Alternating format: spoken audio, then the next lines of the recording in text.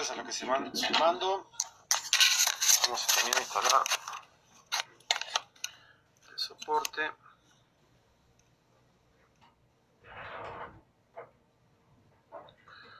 Para poder comenzar con la clase. Esperen un minutito que se termine de sumar un poquito más de gente y ya vamos a empezar, ¿sí? Perdón por el accidente. Las cosas pasan cuando uno está inventando un aula en su casa, ¿sí? Bueno, vamos a esperar un poquitito más.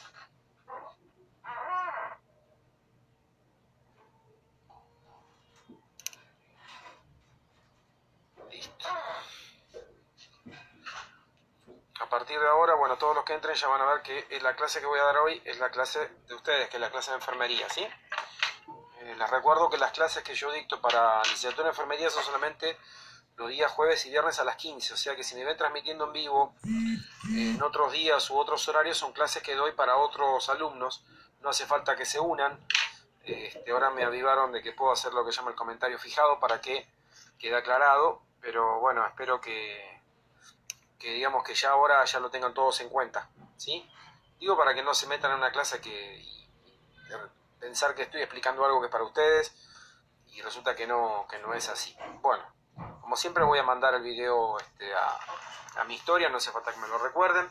En el día de hoy vamos a comenzar con una guía, la guía número 3, que es bastante más difícil que las anteriores que estuvimos trabajando. Seguramente los que comenzaron a verla, más que nunca deben haber dicho no entiendo nada.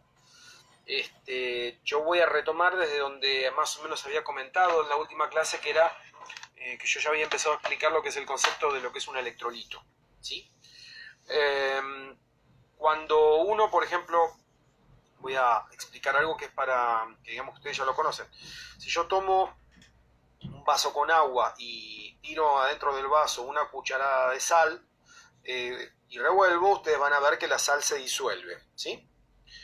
A la sal le llamamos soluto y al agua le llamamos solvente, ¿sí? Este concepto es muy simple, es simplemente el que está en menor cantidad es el soluto, el que está en mayor cantidad es el solvente. Ahora, ¿cómo se encuentra la sal dentro de, digamos, dentro del agua? Las moléculas de sal, ¿cómo están entre las moléculas de agua? Bueno, están como dispersas, pero a su vez, debido a la naturaleza química del cloruro de sodio, que es lo que llama un compuesto de tipo iónico, y a la naturaleza polar que tienen las moléculas de agua, ocurre un fenómeno que es el fenómeno de disociación. Esto ocurre para todos los compuestos que tengan en su interior, constitutivamente hablando, tengan este tipo de uniones que se llaman uniones iónicas, ¿sí? Lo que yo voy a mostrar ahora es un ejemplo de cómo es esto de la disociación escrito. Esto ya lo había puesto en la clase anterior, ¿sí? Era lo último que había mostrado yo en la clase anterior, que ya me han quedado bastante mareaditos. Acá tenemos entonces el cloruro de sodio, que es la sal. Yo dije que la ponía en agua y cuando estaba en agua se me iba a separar entre estos dos iones. Se me separaba el ion sodio por un lado y el ion cloro por el otro. A esto le llamamos disociación y yo aclaré acá o agregué que es lo que se denomina una disociación completa. Ahora vamos a explicar qué es eso de cuándo es completa y cuándo no lo es. Acá puse otro ejemplo, que es el bicarbonato de sodio, que también lo pongo en agua y se separa ion sodio por un lado y este ion bicarbonato por el otro. Y yo decía que este compuesto sufría lo que se denomina una disociación parcial. Vamos a explicar también ya lo que es eso. Y puse un tercer ejemplo, que es el ejemplo de la glucosa, que cuando la disuelvo en agua, la glucosa no tiene ningún tipo de disociación. Sigue siendo glucosa disuelta, o sea, las partículas de glucosa están dispersas entre las partículas de agua sin separarse y sin disociarse. O sea, no tiene disociación, ¿sí? Bueno, eso es lo que había explicado en la clase anterior. Lo tienen que cambio de hoja.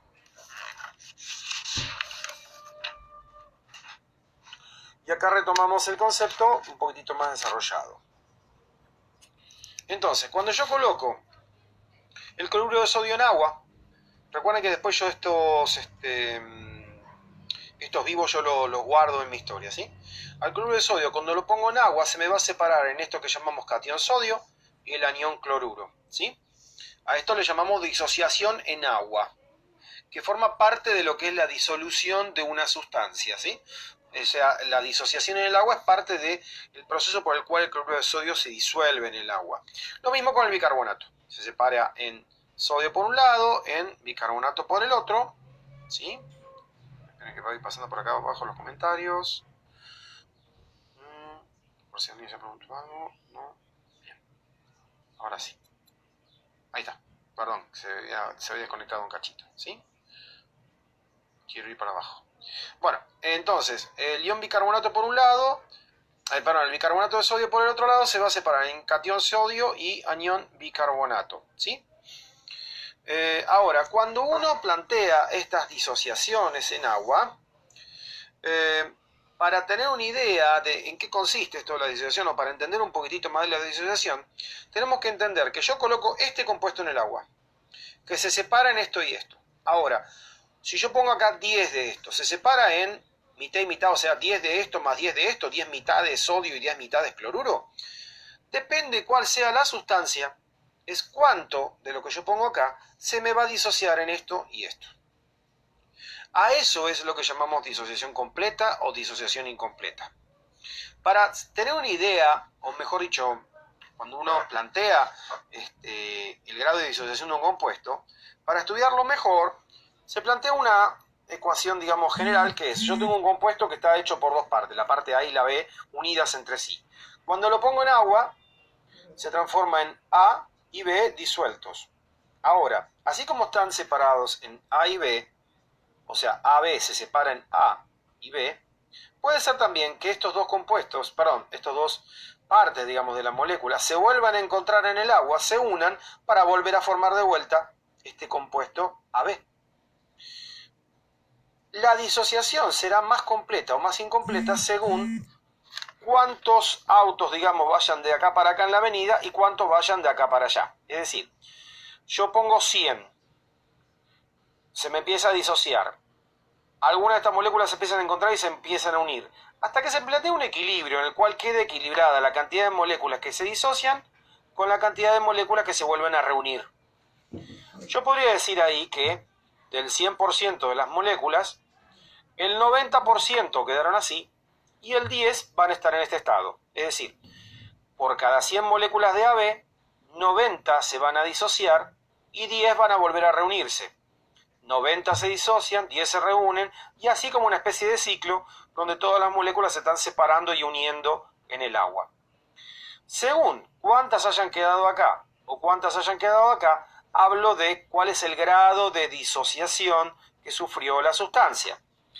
Para calcular eso, para tener un patrón numérico de eso, es que se calcula esto que se considera la constante de equilibrio de disociación, que se calcula así. Se calcula como la concentración de la sustancia A, la A disociada, ¿no?, por la concentración de la sustancia B, dividido la concentración de la sustancia sin disociarse. O sea, multiplico esto por esto, dividido esto, expresados como concentraciones. Voy a aclarar, los corchetes significan concentración molar. Entonces eso me va a dar un número. Según el valor del número, y eso después lo que está escrito también en el módulo, voy a tomar como que, si el valor de la constante, voy a enfocar un poquito de más lejos y de más arriba. Creo que vamos a hacer un poquito de foco. Ahí está. Si el valor de la constante, yo hago esta cuenta y me da un número que es mayor por 1 por 10 a la menos 2, esto significaría mayor a 0,01. Si el número que me da es mayor a 0,01, digo que se disocia de manera fuerte. Eso significa que hay mucho así y muy poquito o nada así. ¿Entendieron?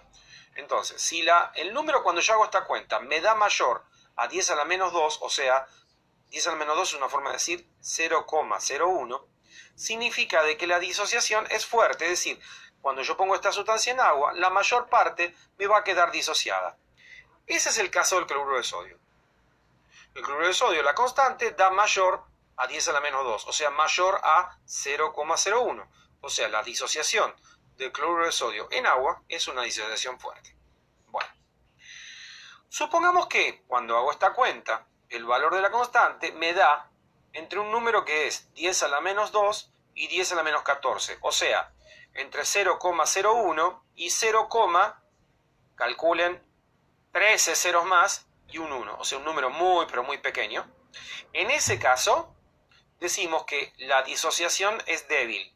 Significa que hay una proporción bastante importante de este compuesto que no se va a disociar, sino que va a permanecer unido así, en este estado. O sea, yo pongo 100 de AB y por cada 100 moléculas, 10, suponga, estoy tirando un número de ejemplo, por cada 100 de estas, 10 van a estar así y así, y 90 van a permanecer en este estado. A eso le llamamos una disociación débil, ¿sí? Y si el nivel de disociación o la cantidad de moléculas disociadas, cuando hacemos esta cuenta, me da un valor inferior a 10 a la menos 14, o sea, sería 0,13 ceros y un 1, significa que la disociación es prácticamente nula o que es nula, ¿sí? Ahora, cuando entonces, ahora vamos a lo que era el módulo que ustedes tienen. Si ustedes tienen en esta tabla, les está diciendo lo siguiente, lo señalo ahora con el mouse de la computadora, que el electrolito es un electrolito fuerte, su disociación en agua es una disociación total, o casi total, y el valor de la constante de equilibrio es mayor a 10 a la menos 2, o sea, a 0,01. Si el electrolito es un electrolito débil, la disociación es parcial, y el valor de la constante va a estar entre 10 a la menos 2 y 10 a la menos 14. Y por último, si la sustancia es lo que se denomina un no electrolito, su disociación es nula o casi nula, y el coeficiente es del orden, es inferior, o sea, más pequeño el número que 10 a la menos 14. Es un número más chico que 0,13 ceros y un 1. Más chiquito que eso. ¿Sí? Bueno, acá lo volví a poner, acá el ejemplo que yo les estaba diciendo. Esperen que ajusto el foco. Ahí está. La constante para el cloruro de sodio es superior a 10 a la menos 2, o sea que tiene una disociación fuerte completa. La constante para el bicarbonato es 6,92 por 10 a la menos 7. Ese valor está entre 10 a la menos 2 y 10 a la menos 14, o sea, es una disociación débil, tiene poca disociación. Entonces decimos que el bicarbonato de sodio es un electrolito débil. Por último, glucosa. La constante de disociación es menor a 10 a la menos 14. Digamos que directamente no hay disociación. Por lo tanto, es un no electrolito. O sea, cuando uno coloca una sustancia en agua, tiene que considerar que se comporta de alguna de estas tres maneras. O es un electrolito fuerte, o es un electrolito débil, o es un no electrolito. Esto tiene mucha importancia después, este concepto en química, cuando hablamos después del concepto que sigue a todo esto, que es pH, y luego otro concepto más asociado, que es muy importante para la fisiología del medio interno de la sangre, que es el concepto de buffer y buffer sanguíneo. ¿Sí? Bueno, vamos a cambiar de hoja. Ahora vamos a otro concepto que es el concepto de pH. La hoja no es. pH, algunos por ahí lo conocen. Uno podría decir que el pH tiene que ver con la acidez o la alcalinidad que tiene un compuesto. ¿Sí? Es decir, voy a cambiar un poquito y voy a hablar antes de seguir explicando. Uno sabe que hay cosas que ya nos damos cuenta, incluso a nivel sabor, por ejemplo. Hay alimentos que uno consume y uno dice, este alimento es ácido. ¿Sí? Esa acidez en realidad se corresponde con una cuestión química que se ve reflejada en este concepto de lo que llamamos pH. ¿Sí? Recién estábamos hablando de lo que son los electrolitos. Entonces, cuando uno habla de los electrolitos, también puede considerar que el agua misma, ¿sí? O sea, la molécula de agua, también sufre disociación cuando está, digamos, en un recipiente. Es decir, no solamente son las sustancias que se disuelven en agua las que sufren disociación, sino que el agua también sufre disociación. Entonces, voy a cambiar a la cámara trasera. Si yo tengo una molécula de agua, puedo plantear que el agua también se va a disociar de esta manera. A esto le llamamos ion hidrógeno o hidronio, ¿sí? Ion hidrógeno. También se puede decir que eso simplemente es un protón. ¿Por qué hago esto? Si uno piensa en el átomo de hidrógeno, el átomo de hidrógeno tiene un protón en el medio y un electrón dando vueltas. Cuando este electrón se va, eso se transformó en un ion. ¿Y ese ion qué es? Y solamente el protón que estaba en el núcleo. Entonces también en algunos lugares van a encontrar que en lugar de hablar de ion hidrógeno, hablan de protones directamente. ¿Por qué es eso? Este otro ion que está acá se llama ion oxidrilo o anión oxidrilo.